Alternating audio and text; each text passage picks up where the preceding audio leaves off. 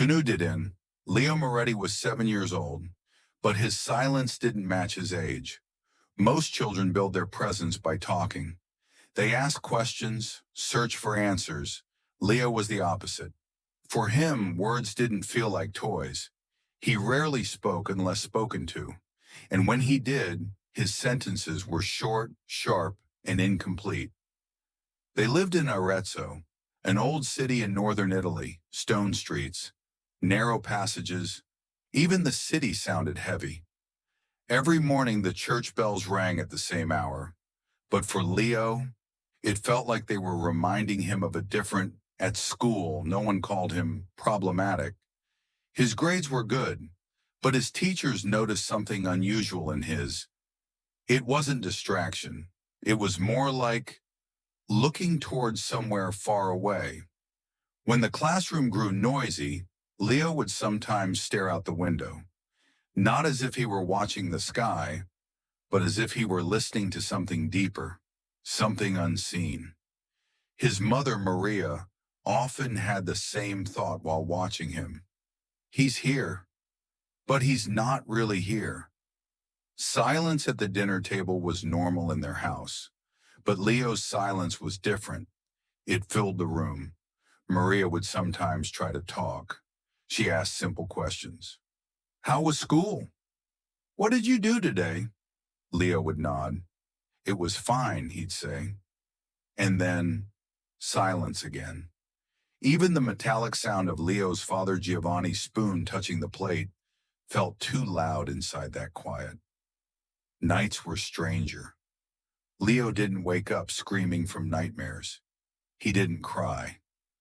But sometimes as Maria walked down the hallway, she would hear a very faint murmur coming through the crack of his door. At first she thought it was the wind, then the creaking of the old wooden floors.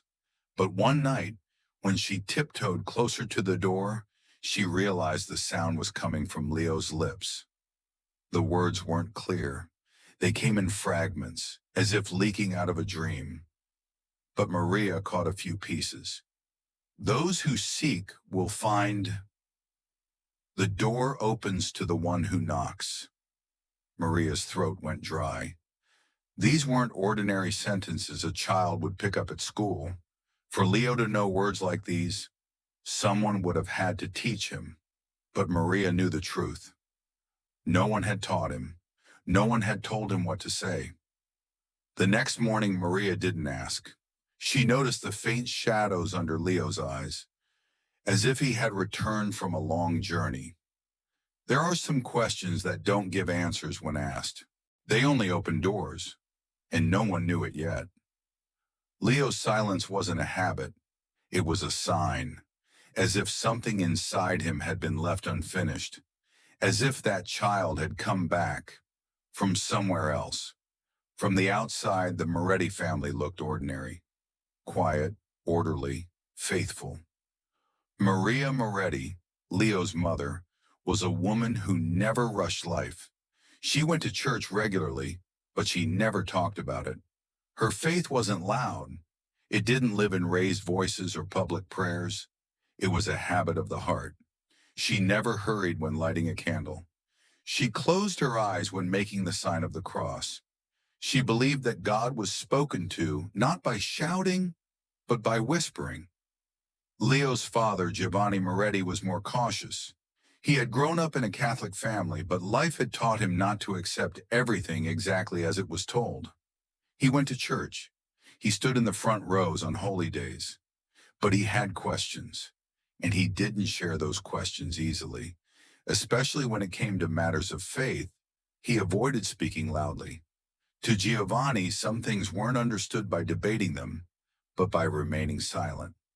Whenever the Pope was mentioned at home, something subtle changed. Voices lowered. Words became more carefully chosen. There was respect, but there was also distance. For the Moretti family, the Pope was more than a figure on television. What he represented was heavy, unity, authority, division, all at once. Leo listened to these conversations. He sat at the table holding his fork slowly, his head slightly lowered, collecting the sounds around him. But he never joined in. He asked no questions. He offered no opinions. As if these conversations were not new to him. As if they had been heard long ago and were now only being repeated. Dinner was often quiet. The television stayed off. The ticking of the clock on the wall mixed with the sound of cutlery touching plates. Sometimes Maria tried to break the silence. She spoke in harmless, everyday sentences. Giovanni replied briefly. And Leo? Leo was like the silence itself. That evening, darkness fell early over Arezzo. The sky was gray, as if the day hadn't even bothered to finish itself. A light rain began to fall, polishing the stone streets. The sound of droplets hitting the window made the silence inside the house feel even sharper. Maria placed 3 bowls of soup on the table. As the steam rose slowly, the kitchen filled with a familiar scent. Giovanni pulled out his chair and sat in his usual place. Leo came quietly and took his seat on the small chair. No one spoke, as if speaking might awaken something too soon. Leo dipped his spoon into the soup, stirred it for a moment. He wasn't distracted. On the contrary, he was unusually focused. Then, without lifting his head, he spoke. His voice was calm, neither loud nor hesitant. "We need to unite." Maria smiled instinctively. She took the word as a child's game. "Who, Leo?" she asked. "Who needs to unite?" Leo didn't answer. He dipped his spoon into the soup again. A few seconds passed. The clock ticked. The rain grew heavier. Then Leo continued with the same calm certainty. "To grow." Giovanni lifted his head. This time, he didn't take his eyes off his son. Leo still wasn't looking at anyone. It was as if he wasn't speaking to the people at the table, but to something inside himself. A little more time passed. Then Leo said the final sentence in a lower voice than the others. "We shouldn't stay apart anymore." Silence fell over the table. But this wasn't the usual silence. This time the words hung in the air. No one dared to explain them away. Maria felt her heart begin to race. These words didn't sound like they came from a child's imagination. They weren't a fairy tale. They weren't memorized lines. There was advice in his tone. Even more than that, a reminder. Giovanni broke the silence. "Leo," he said slowly, "where did you hear this?" Leo set down his spoon. For the first time, he lifted his head. His eyes moved between his mother and father. There was no surprise on his face, no fear, only fatigue. "I didn't hear it," he said. He paused, then took a breath, as if searching for the right word. "Someone said it," he added. "A long time ago." Maria's throat tightened. "Who, Leo?" she whispered. Leo didn't answer. His eyes drifted to the crumbs of bread on the table. His lips moved again. This time the words weren't clear, but Maria caught one part. "Let the two become one." With that sentence, a verse Maria hadn't heard in years rose suddenly in her mind. She couldn't remember where she knew it from, only the chilling familiarity it carried. Giovanni didn't stand up. He didn't raise his voice. He simply stayed where he was, because he felt it too. These words were not new. Leo returned to his soup. The conversation was over, as if his task had been completed. But when he left the table, nothing was complete for those who remained. That night, the rain over Arezzo didn't stop for a long time, and the Moretti family stood on the edge of a question from which there was no turning back. That evening in Arezzo, darkness fell early. The day felt unfinished, like a sentence left hanging halfway through. A light rain began to fall, polishing the stone streets. The droplets hitting the window made the silence inside the house feel heavier. Maria placed the soup bowls on the table. As the steam rose, the kitchen looked full. just for a moment. Giovanni pulled out his chair. Leo sat in his usual place. No one spoke. It was a familiar silence, but beneath it there was a tension that hadn't yet been named. Leo dipped his spoon into the soup, stirred it, then stopped. Without lifting the spoon, without lifting his head, he spoke. "We must be one." Maria smiled instinctively. "What do you mean, Leo?" she asked. "Who must be one?" Leo didn't answer, as if the question wasn't meant for him. A few seconds passed. The ticking clock felt unusually loud. Then Leo spoke again. "Because what is divided remains incomplete." Giovanni lifted his head. This didn't sound like a child's reasoning. It wasn't something learned at school. It wasn't a phrase used at home. Leo's voice was calm, but it carried certainty.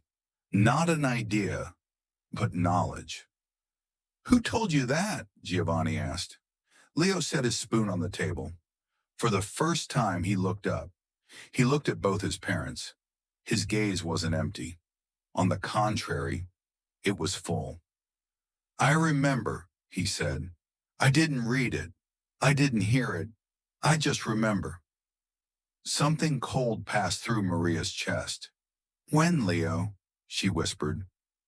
Leo closed his eyes before answering. His lips moved slightly. This time his voice was lower, as if speaking to himself. "So that the two may become one." The sentence struck Maria directly in the heart. She couldn't remember where she knew it from. But the words felt familiar, from a sermon heard years ago, a prayer, or from somewhere much older. Giovanni straightened in his chair. "Leo," he said quietly, "have you said this before?" Leo shook his head. "There was no need," he said. "Now there is." With that answer, the air at the table changed. This was no longer a child's thought. There was timing. There was order. And Leo somehow knew it. The conversation ended there. Leo finished his soup and stood up. He walked toward his room without looking back, as if he had said everything that needed to be said. Maria and Giovanni didn't move, because they both felt the same thing. These words were not being spoken for the first time.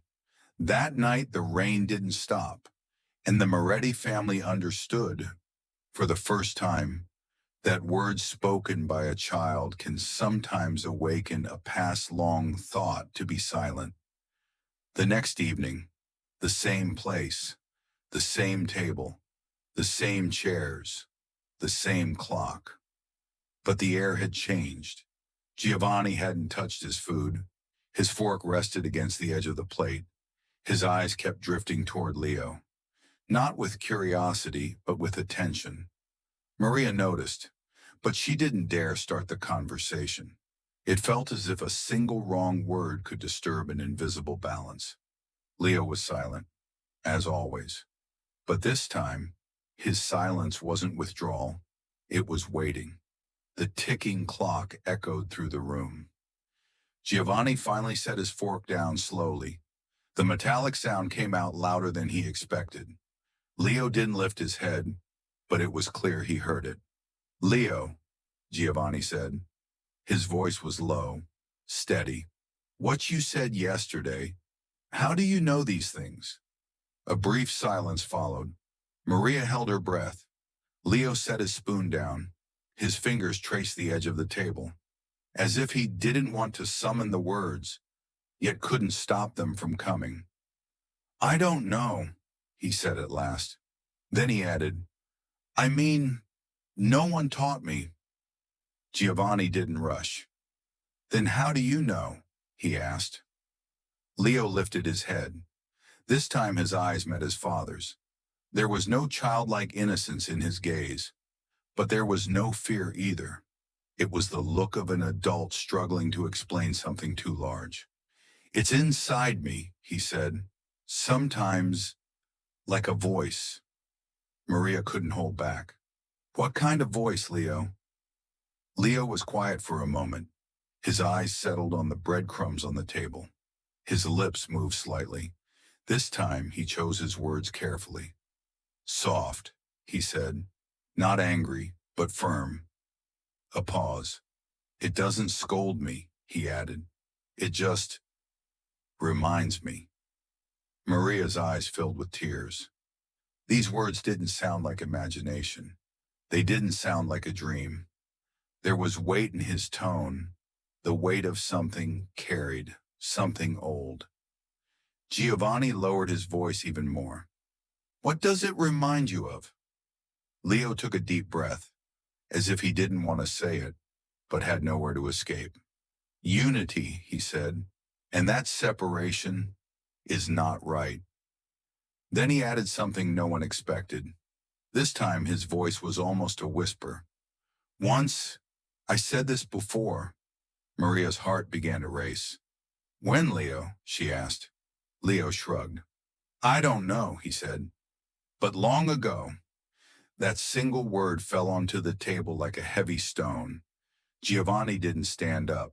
Neither did Maria, because they both felt the same thing. These answers were coming from a place far deeper than a child's imagination. Leo finished his meal, slid off his chair. As he walked toward his room, he stopped. Without turning around, he said, You needed to ask that. Then he closed the door. Maria and Giovanni remained at the table. The silence returned. But now they knew something. This silence was not empty. And that night, for the first time, the Moretti family thought this. Some questions are not asked to receive answers, but to awaken something that was already there. After that night, Leo didn't say much for a while. He spoke only when spoken to, and when he did, his answers were short. It was as if he were standing in front of a closed door, not wanting to open it, but not able to walk away either. Maria and Giovanni wanted to see this silence as relief. Maybe everything had been nothing more than a few strange sentences.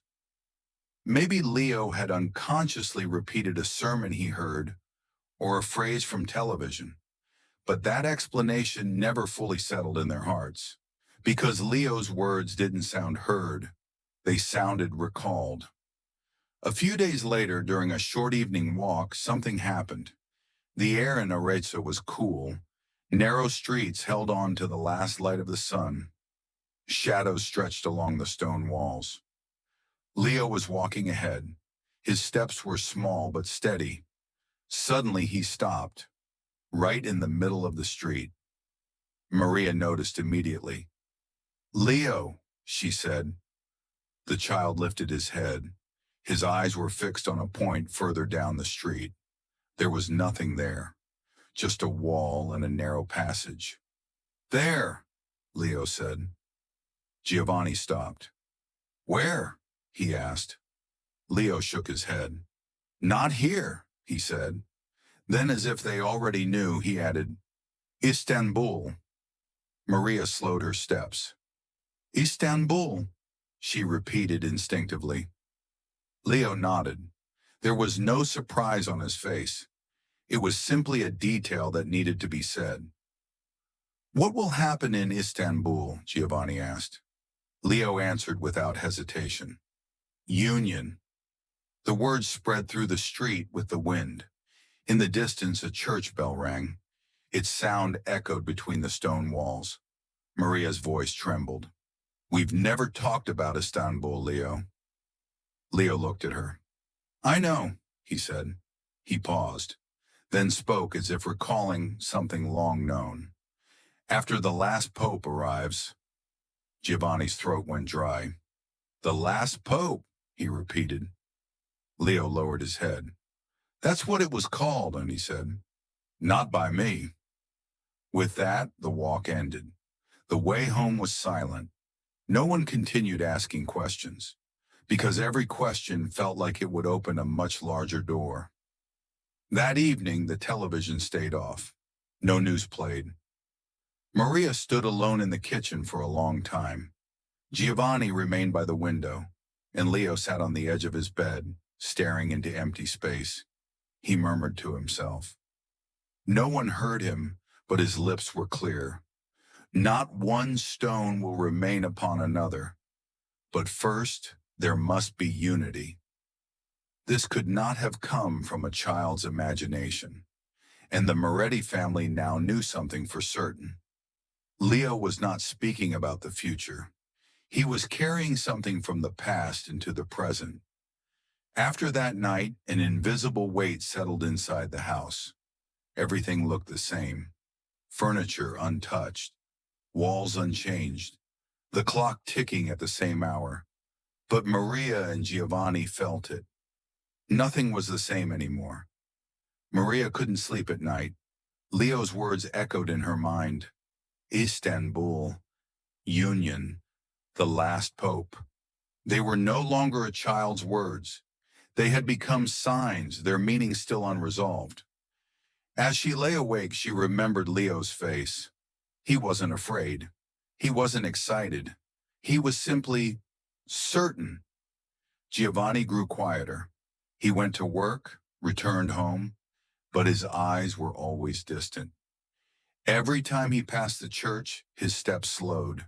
He wanted to enter, and yet he hesitated, because this time, the matter wasn't his faith, it was his son. One evening, Maria stood still in the kitchen, her hands pressed against the counter.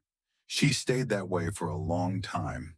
Then she spoke, without turning around. We can't carry this alone. Giovanni didn't answer, but his silence wasn't disagreement. He had reached the same place. They weren't afraid of what Leo said. They were afraid of what it meant, and that meaning was growing heavier. We won't question Leo, Maria said firmly. We won't scare him.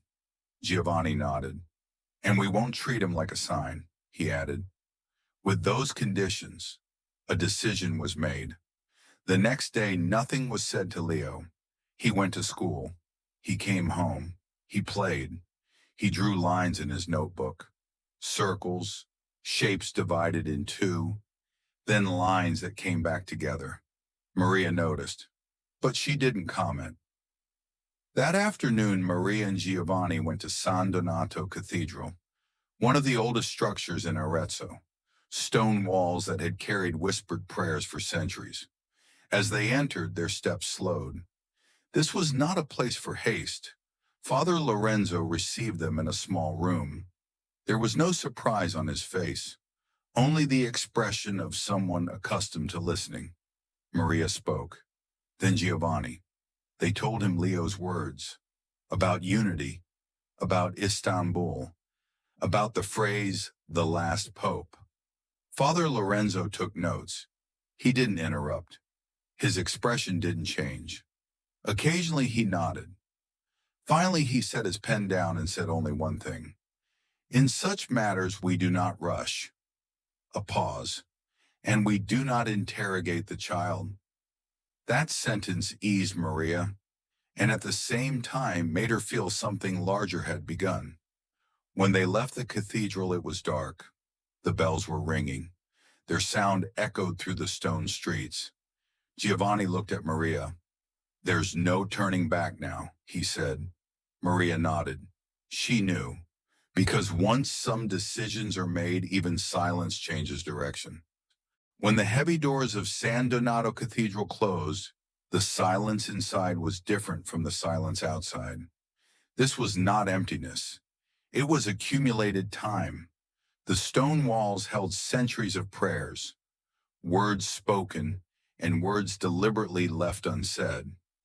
Father Lorenzo did not receive the Moretti family in his usual room. Instead, they were led into a smaller, windowless chamber. On the table lay only a notebook, a pen, and an old cross. The air was neither cold nor warm, yet it carried a weight, the kind that settles quietly on the shoulders. Leo had not been brought to this meeting. This was a deliberate decision. In Lorenzo's view, some things were heavier than a child should be asked to carry. So the conversation unfolded only among adults. Maria recounted Leo's words once more. She chose each phrase carefully. Unity, Istanbul, the last pope, his insistence that he remembered. As she repeated them, it became increasingly clear that these were not random sentences. Father Lorenzo stopped taking notes. He raised his head. "Does your child speak these things?" he asked slowly. "As a desire or as information?" Giovanni answered. "As information," he said, "as if he's reminding us of something already known." The answer lingered in the room. Lorenzo nodded. "That is a crucial distinction," he said. He picked up the old cross from the table, held it briefly between his fingers, then set it back down. His voice remained calm, but something in his tone sharpened. "The Church does not assign meaning immediately in such cases," he said. "First, we listen." Maria exhaled. "And then?" she asked. Lorenzo was silent for a moment. "Then," he said, "we examine the words. Not who speaks them, but what is being spoken." After this meeting, a process began. Quiet, invisible, but deliberate. Leo was not summoned. No questions were asked. There were no tests, no recordings. Instead, the words themselves were examined. Unity. We must not remain divided. Istanbul. These words were not foreign to church records, especially in centuries-old discussions of ecumenical unity. The same language had been used repeatedly. Lorenzo knew this, but hearing them from a child's mouth, that was not customary. Days later, Lorenzo sent a brief report to the Diocese of Arezzo. The report was long, but its language was restrained and cautious. It spoke neither of prophecy nor of miracles. It stated only that the phrases used by a child aligned with historical theological texts. The diocese read the report. A file was opened. No one discussed it aloud, because some files, the moment they are opened, are meant to remain quiet. That same evening, Leo sat alone in his room. A pen rested in his hand. He looked at his notebook but did not write. Then he murmured a sentence. This time his voice was clear. "Whoever seeks will find." The sentence stopped there. He did not finish it, but it sounded as though it came from far beyond the walls of the church. And without knowing it, the Moretti family now stood not only beside a child, but at the edge of a question that had endured for centuries. From the outside, the church's process appeared silent, but silence did not mean stillness. Father Lorenzo's report passed quietly through several hands within the Diocese of Arezzo. No official heading was assigned. The file was not marked extraordinary. It was simply placed before the right people.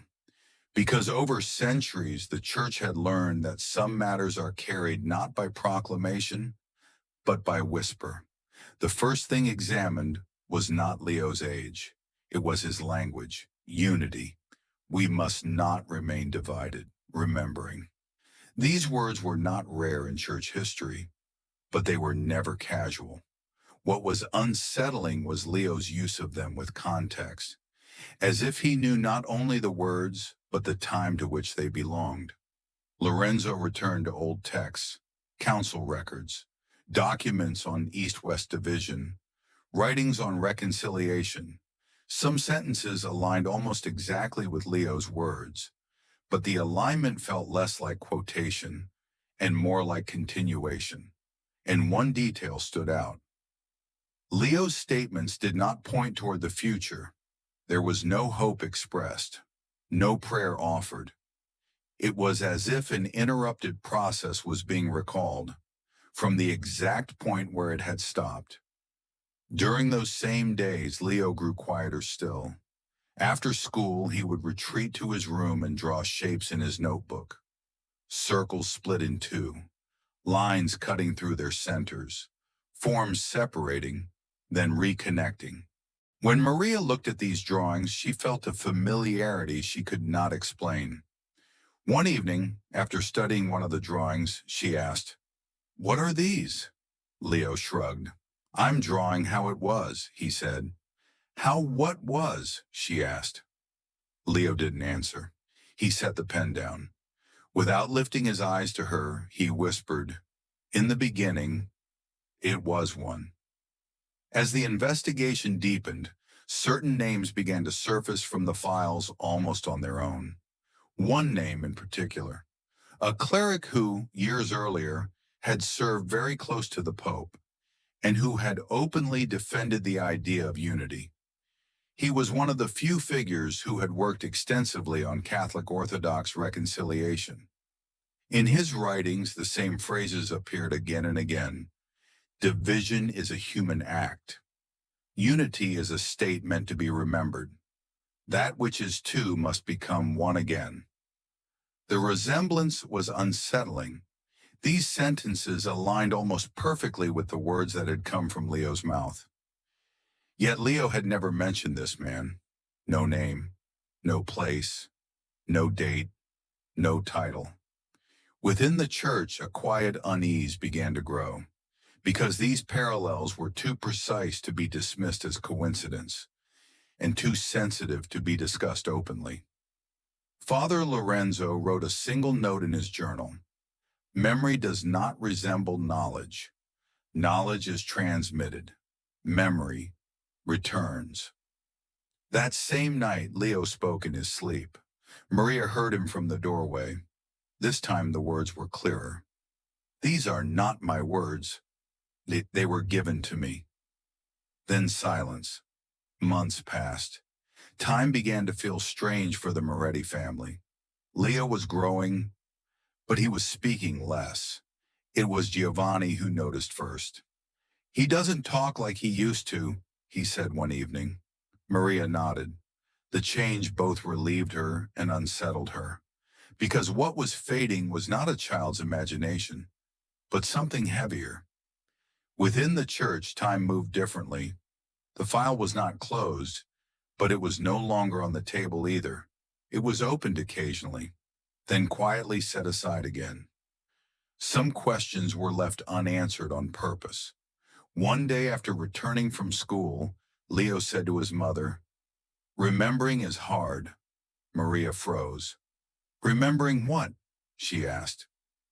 Leo thought for a moment. "Everything," he said, "because some things don't want to stay inside a person." This was not a child complaining. It was a description.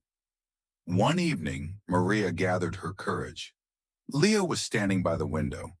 This time he wasn't looking at the church tower. He was looking at the sky. "Leo," she said softly, "do you remember the things you used to say?" Leo was silent for a long time. Then he nodded. "Yeah," he said, "but not clearly." A pause. "Sometime," he added, "remembering feels heavy." In that moment, Maria understood.